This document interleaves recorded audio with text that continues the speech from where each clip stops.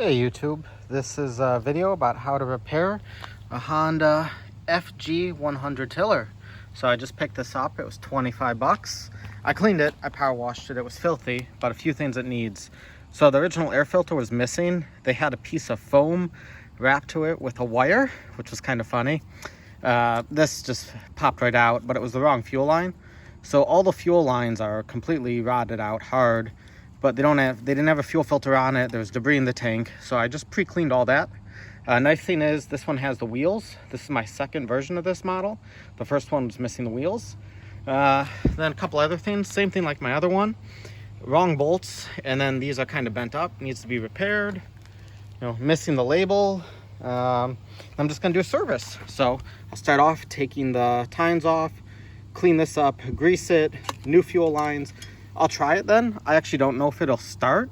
Ran on starting fluid. Guy said just needed a maintenance. I assume the transmission works okay. It was just filthy, and it was sitting outside, I'd say, from the sun damage and all the paint. It actually doesn't look that good. It looks like the motor was pretty much covered, but we'll see if I can get this running again. Oh, and before I forget, so I already ordered the parts. I didn't already looked, so it needs, air filter, handle bolts, tines, the clips are bad, fuel lines, grommet, gaskets, fuel filter. I like these Walboro ones because they're nice and weighted, primer bulb, spark plug, all the little stuff, and we'll see. And then I also did order a carb kit, but I have no idea yet if it will need it or not. All right, let's start off with the handle sticker first.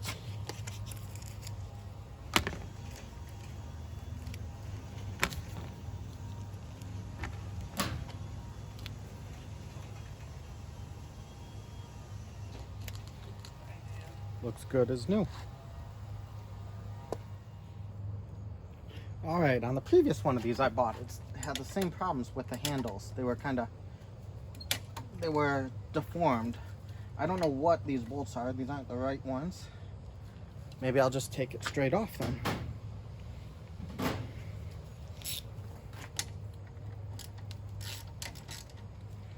But I wanted to take these off in order to just pull this back out because they're not even. And then if you want to adjust it, you can move this height wise, but with these bolts you can't, so I did buy the proper ones. And I've never seen these before. I don't know what they are. They have a little cap on the end. That's something new.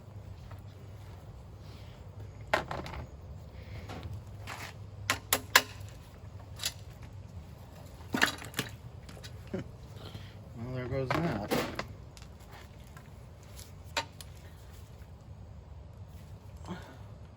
So that should be okay. That needs a little persuasion.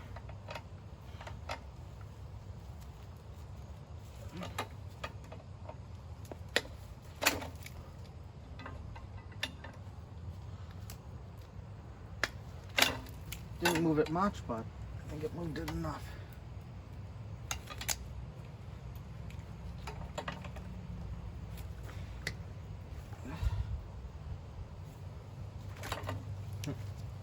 We'll see.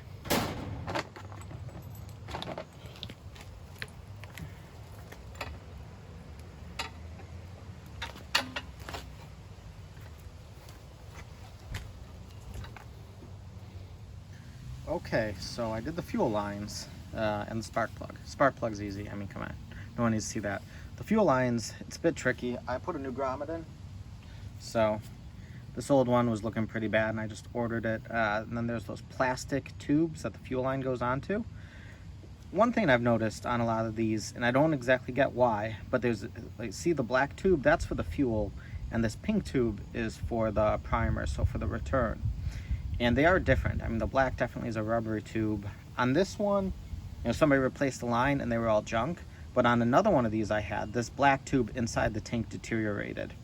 So I think there are different materials. And I know if you buy the Husqvarna line kit, there's actually two lines. One's labeled like EPA, one's labeled non-EPA. And it actually says one is for use inside the tank and one is for use outside. So the carb needs to come off. So I put the lines in, and I can hear there's a leak there. So I did buy a gasket kit. I'm gonna do that. But next I'm gonna take the tines off. I pulled the pins out and then I'm gonna service the transmission, and I'll show you how I do that. So I pulled the pins. I have a new one because the one got all bent up, and then I've got a new one for the others. And we'll see how these go.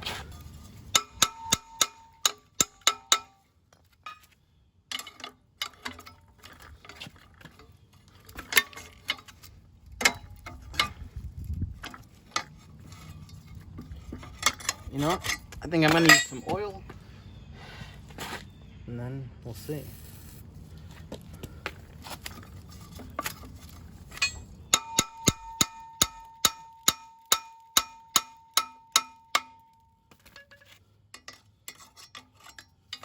So these actually come off in 2 pieces.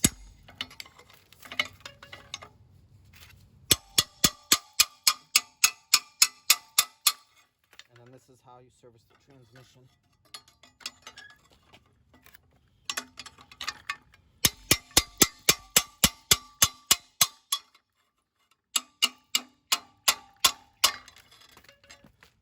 And when I put this together, I will definitely sand that a bit to get any, so that way it's easy to get these on and off, and then grease it. So I'll use grease so that way it stays on, where if you use a penetrating oil, it wears off quicker.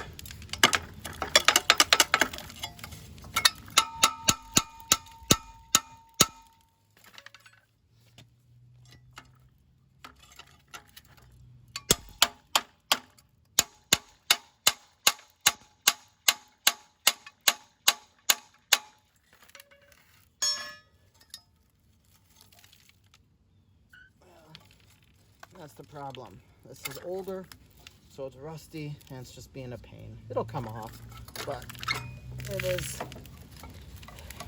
just pain. I'm probably gonna shut the camera off, and then I'll bring it on when I get it done. All right, finally got it off. Combination of penetrating oil, hammer, and a leverage bar. But kind of the reasons I want to take it off was to get all this stuff out. And I noticed this happens on different ones I've had, where a bunch of string gets wrapped around the tie, or around the assembly, just from use, from what people picked up in the garden. And then to do the greasing, you have to take these off anyways. Alrighty, finally. So to service the transmission, you take this bolt out, and this one, and then you squeeze grease in, it works its way through and then comes out. You have to take this collar off, and it has a lock nut on it. This one's loose or missing, but oh, maybe this is an older design, because there is not a Allen screw on it where it's supposed to. And then this is a felt washer, so I almost ordered them. I decided not to. I guess I should have, because, well, that washer's deteriorated. So, all right, I'm gonna clean this up, take those screws out, and turn it back on. All right, here's a little trick I learned for a different one. Use a wire brush to get the screw heads, because if not, you might strip them. And you have to use a very large Phillips head. I think it's a P3, is what the drill set said.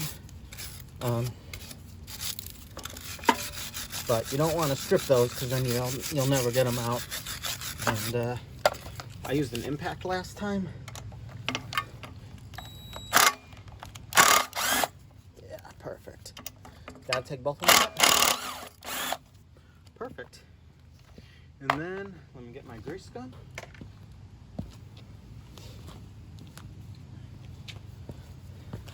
It's kind of a weird process, because it says just to hold it over the hole while you're putting grease in, and then when it comes out, you're done. So I can see it coming out this vent. No, not yet.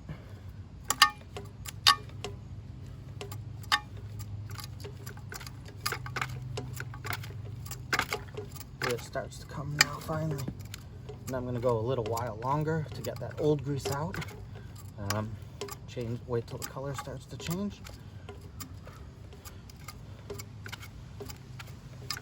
So I want a lot of nice new grease in there.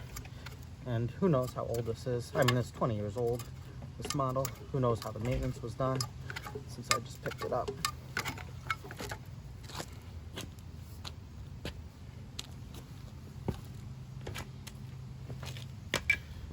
Alrighty, so I'll clean this up. I guess there is a slight, nope, that's just from how it was.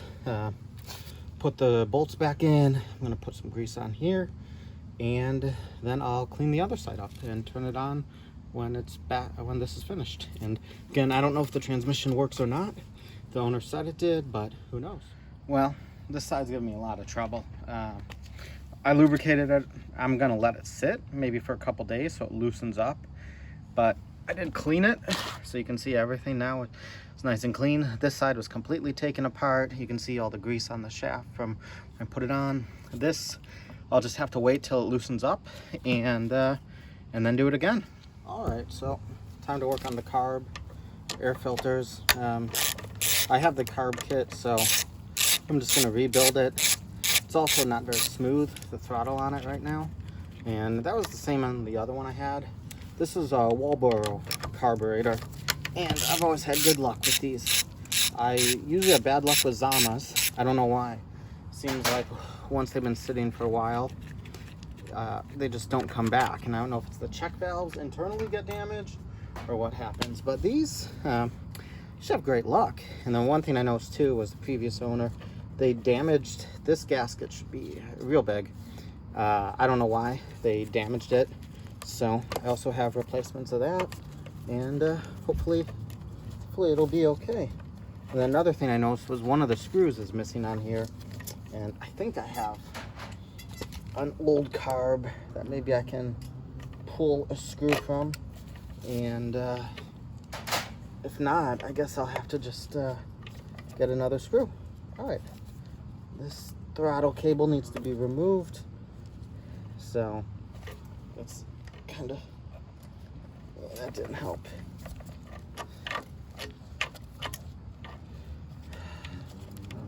Well, this gasket just broke apart anyways, this old one. I really don't know why they did that, because this is supposed to go through it on that gasket and helps hold it in place into the breather box. So, you know what? I'm just gonna take it off and show you how I rebuild it. Alrighty, so I got it off. Seems like it's not too bad actually. It's not real corroded. The butterfly's working okay. I mean, the primer bulb's old, and you can see where it's leaking when you squeeze. There's an air leak, so for sure it wouldn't run. So I'll take it apart, clean it, clean the surfaces, and hopefully it runs. We'll see. And then I'll check if that one screw I have would fit this. So when I do these, I always like to buy new primer bulbs. Seems like they deteriorate pretty rapidly with ethanol and everything in the fuel. So while I'm rebuilding it, you know, might as well. And then usually if I buy something, I'll rebuild the carburetor while I'm doing it. The only time I didn't, and I'm gonna do another video maybe next week, I'm waiting on some parts. I got a Kawasaki hedge clipper, and I believe it has a Walboro carb. I have to check it, but they didn't sell a kit when I was looking up the parts. I have to look at it more. And the 4 gaskets, you know, the diaphragm and everything, it was gonna be like $40 some, and I thought that was extremely expensive. Yeah, this was awful. You can see it's all gummy.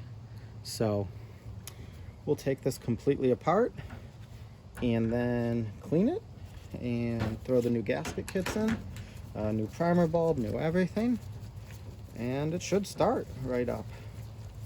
So no guarantees, but most of the time seems to do the trick.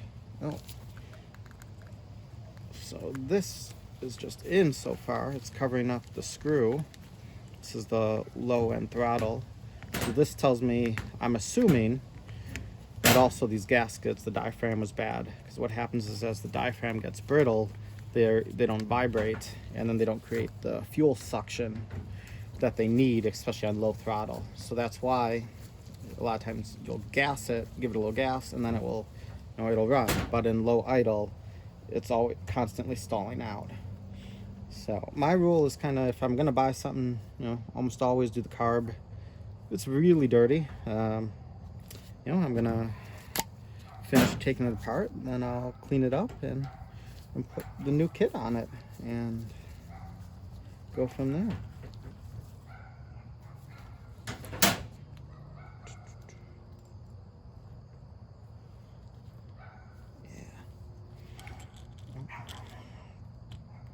So, and then when I do it, I also like to lay it out in the order that it goes back together, just so you don't put anything in the wrong way, because it's easy to do. I've done it, and then I've taken them apart only to have to take them apart again.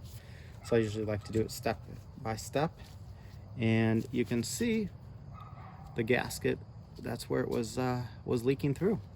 All right, I'm gonna go clean this up. Okay, so I think somebody was in here before, because one of the screws was missing. This is definitely was bad. It looks almost like somebody cut it because they thought it was interfering with that hole. So I think they actually cut it. They didn't know what they were doing.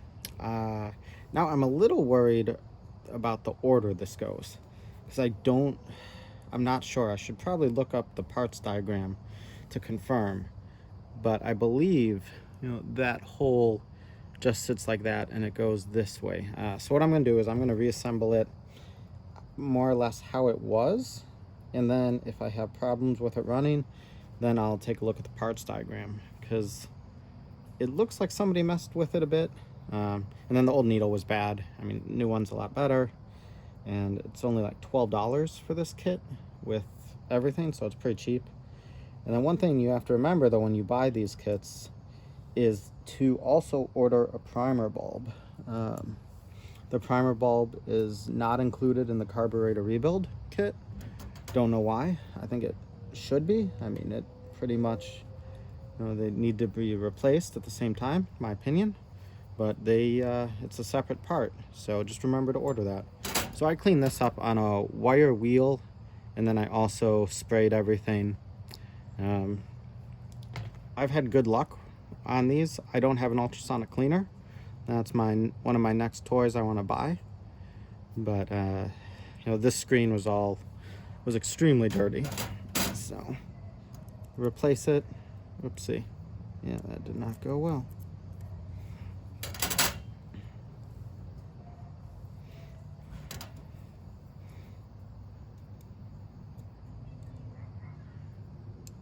Yeah, I think that's it. And that one's needs to be cleaned still. So this it's pretty clean. Looks okay. It did have debris in here. And then this just goes right on. I think it no, maybe it goes this way.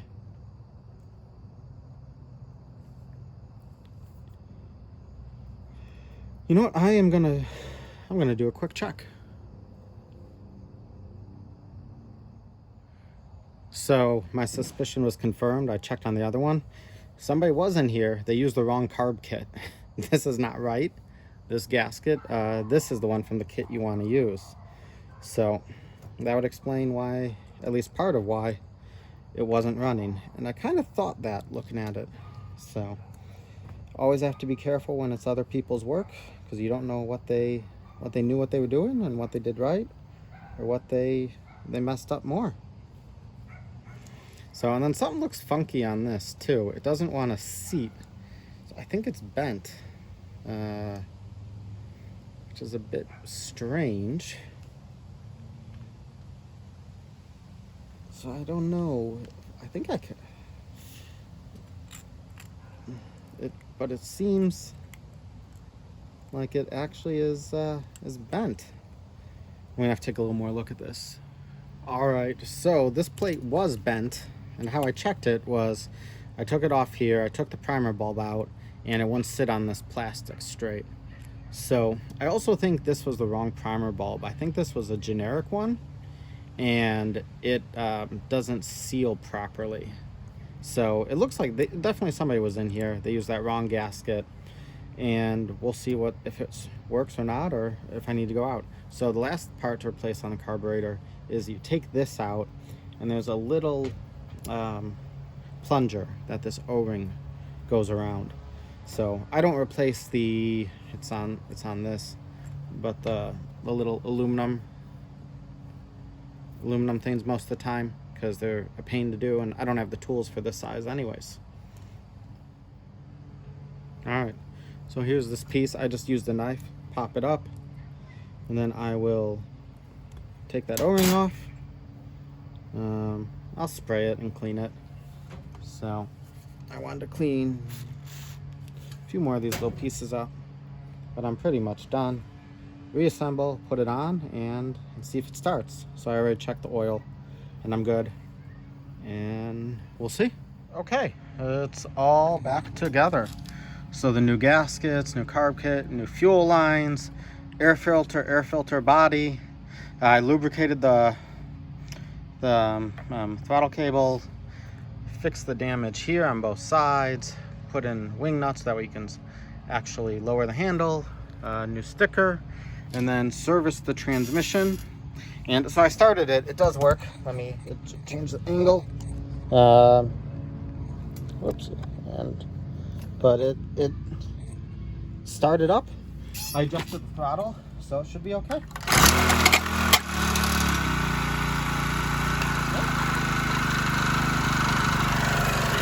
So seems like it's okay.